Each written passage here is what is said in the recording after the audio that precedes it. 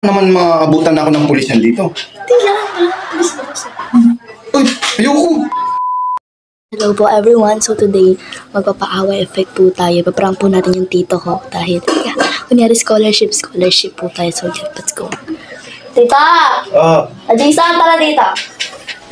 Tara dito. Okay. Ano yan? Mag-ano sa scholarship ko, dapat magpapa-awa tayo dalawa. Paawa tayo? Para makapasa ako sa scholarship ko. Magbibideo ka? Sige. Ito na. Scholarship yan, ha? Okay na? Yeah. Hello po everyone. Hello po mga teachers po dyan.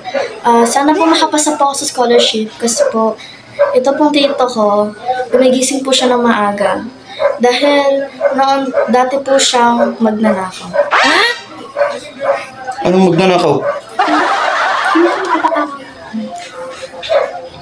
Magnanakaw? Ba't magnanakaw?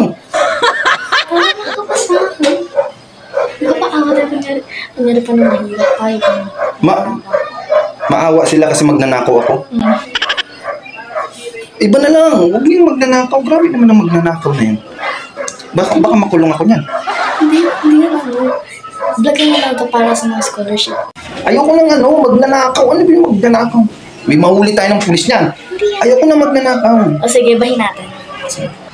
Ito po yung tito ko. Nangitim na po yung kulay niya dahil po sa daan siya nagtatrabaho. Kasi dati po siyang snatcher. Anong snatcher na naman? Una magnanakaw para magkalapit lang yun. Hindi mo ka na. Snatcher, magnanakaw din yun. Kailangan natin dito sa scholarship. Diba? Ay, di matakot sila niya. Snatcher ako eh. Ano ba?